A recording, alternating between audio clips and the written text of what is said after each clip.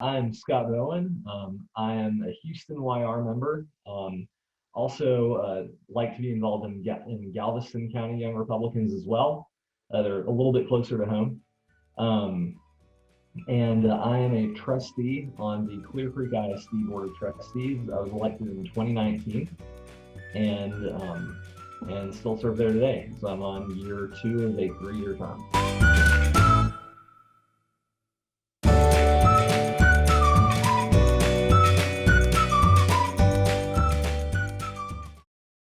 So Clear Creek ISD is a district of 42,000 students.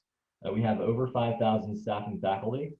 Um, and so it's one of the larger districts in Texas, and one of the largest ones in the Houston area as well. And so my job is essentially to be volunteer oversight over the operations of the district. One thing they impress on us is we are about governance, not management necessarily. So we have a superintendent, and he has a staff. Obviously, principals, teachers, all of those people run the district, and it's our job to set policy, set strategy, and kind of oversee what they're doing. And so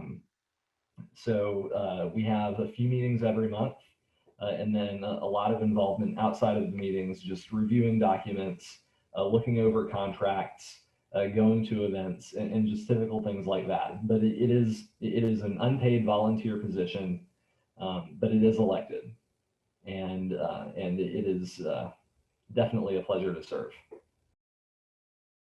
So I grew up in the district. I actually attended elementary, middle, and high school in Clear Creek ISD. And after I graduated from Texas A&M in 2013, I moved back and went to work as a chemical engineer, and that's what I've done since. And kind of over that time, I've also been involved as a volunteer politically, and the precinct chair. And so it kind of got exposure to the political side of things and saw how education interacted with the political process. And I got to see the kinds of things that school districts were advocating for in the legislature. And so I noticed that my school district was advocating against school choice, and for some other policies that I disagreed with. And and I was also kind of concerned about some of the programs that I saw my younger brothers and sisters, as they went through the district, saw being implemented, and wanted to make sure that we maintained our standard of excellence going into the future. And so that was kind of what motivated me to get involved. And I noticed that there was an at-large seat that was had a 12-year incumbent who was running for her 5th term. And when I started reviewing the meeting minutes of all of the school board meetings that had taken place basically since I'd been in high school, she was actually at my graduation, I noticed that she voted yes on every single thing put in front of her for 6 years running. So that was kind of when I decided that some oversight needed to happen here that wasn't happening. And I challenged her and won. I think my number one biggest concern was that I don't fit the typical profile of someone who runs for a school board. Most people who are on school boards are people who are parents in the district or were parents. They've been very involved in PTAs, in volunteer organizations in the schools and things like that. I'm a single guy, and I don't have kids in the district or kids at all. And so what I kind of did to mitigate that was I just tried to talk to as many people as I could and sort of learn from parents what their concerns were. And another thing that helped when I stopped to think about it, I'm the oldest of 6 kids. All of us went through the district schools. And so, and my youngest brother was still in school at the time. So I did sort of realize, okay, I do have some experience here in terms of knowing about other children's experiences with the district. And so I was able to bring some of that to my message.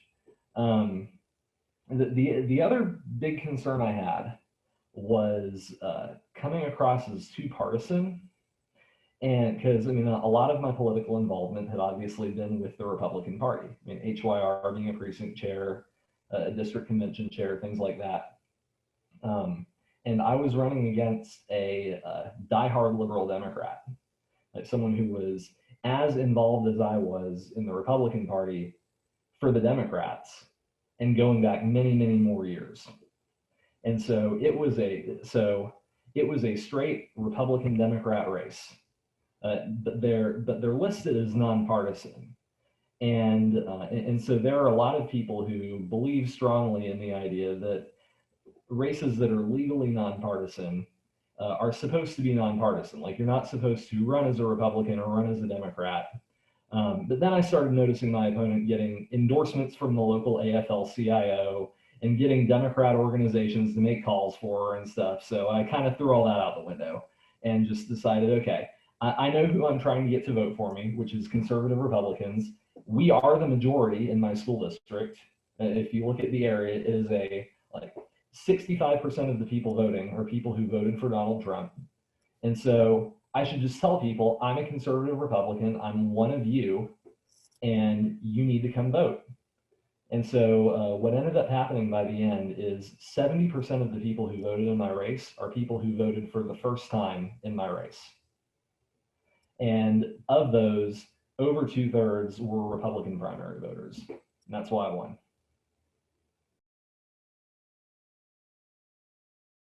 What I want people watching this video to realize is that you have already done a lot of things that would prepare you for holding local office. And I'm totally serious about that. You, like, the things that prepared me best for being a candidate and doing the job are things like door knocking, making phone calls, building relationships with other people, and you don't have to have held a position to do that. If you've been, like, most of those experiences came from just volunteering for people who were running for state representative or running for city council or whatever, and just helping them and kind of talking to people in the course of doing that and sort of realizing what people are really concerned about and how to convince people that you share their values, because ultimately that's what they want. Republicans are concerned about the fact that they look at the school system and see something that doesn't, they're paying taxes to it, they're sending their kids into it, and they don't feel like it reflects their values. And so they are always looking for opportunities to elect people to oversee it who are like them. And so your job as a candidate is to convince them that you're like them, which you are. I mean, if you're a conservative Republican and they're a conservative Republican, then you can make that connection. And so, so the way you do that is just by talking to people all the time and talking to Republicans all the time. And the best way to do it is just to help other people campaign. The best part is that it is such an awesome learning experience. I mean, you really do get to see how education works, what the day-to-day of students, teachers, administrators is like, how budgeting works, how operations work. I mean, it has just been a fantastic, interesting learning experience to kind of see what's behind the curtain. I mean, all of us went to school, and all of us kind of saw that side of it, but actually seeing a school district managed by competent people, which we have, it is very fascinating. And then watching that translate into students graduating and succeeding and getting into awesome schools and awesome jobs and just doing fantastic stuff while they're in our schools is amazing to see too. And so just that aspect of it is really rewarding. The worst part is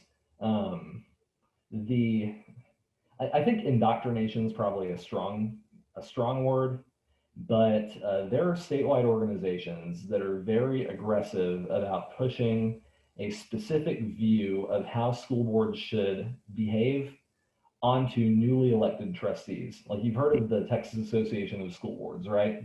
TASB. And the Texas Association of School Boards is their number one goal is to keep school boards from stepping too far out of line, is kind of the way I see it. They push a vision of oversight that would basically have school boards doing nothing. They want every decision to be 7-0, just rubber stamp whatever's put in front of you.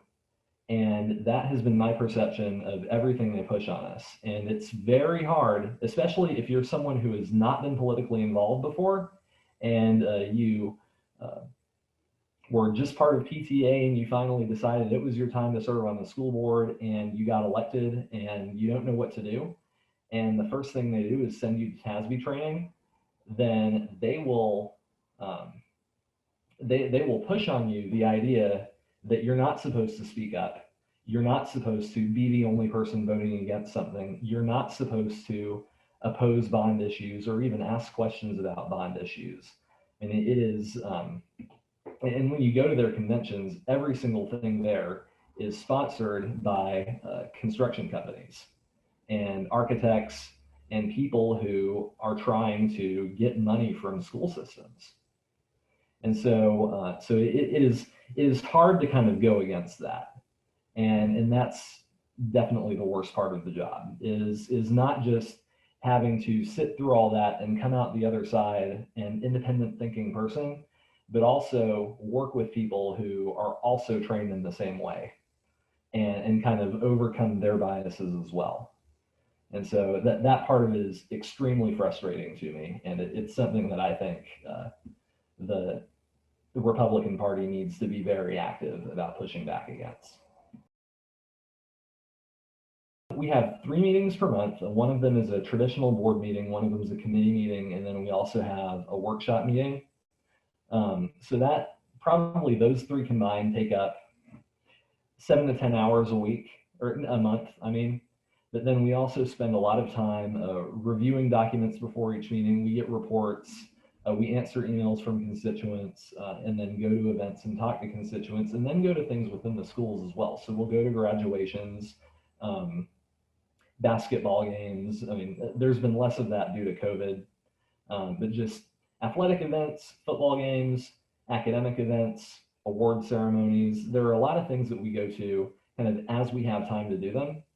And so, so I would say it definitely takes up probably 5 to 10 hours a week at least. And that's outside of campaign season.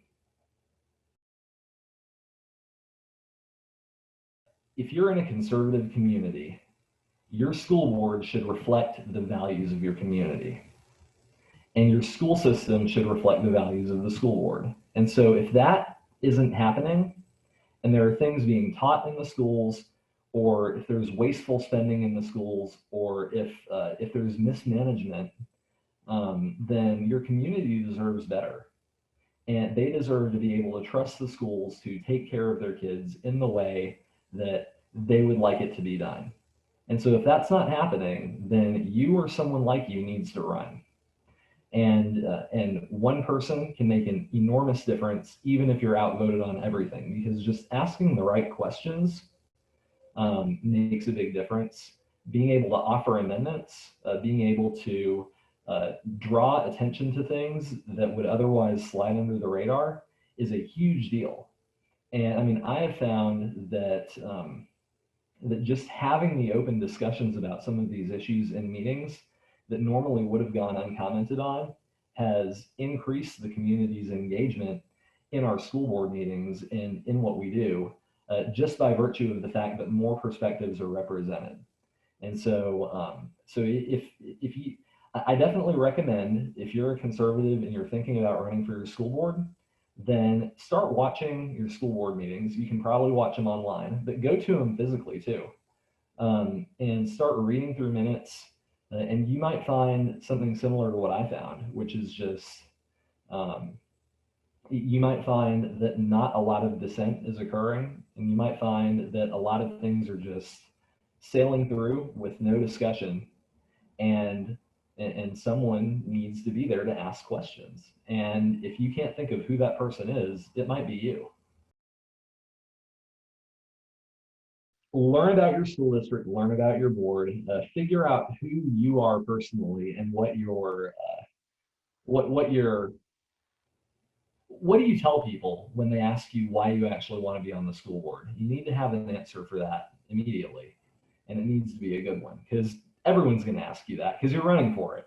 But in terms of actually being a candidate, what I advise is really look closely into what your election actually is, because it's different everywhere. Some of these take place in May, and I think by the time this video goes out, filing will already be closed for the May elections. Some of them take place in off years in November. Some of them are on the presidential ballot. Some of them are every single year. Some of them are in districts. Some of them are at large. Figure out what you can actually run for and win, and who is going to be voting in it. Like, look at the past history of those elections. And then I really think your job is to figure out whether Republican primary voters are going to be a big component of the people voting in the election, and figure out how to get them out to vote. And at the end of the day, if Republicans will vote in any election if they know there's a Republican running. And if you're that Republican, they will vote for you. You just have to make sure they know where the election is actually happening and when it is. And you convince them that you're on their side. And the only way you can do that is with lots and lots and lots of block walking.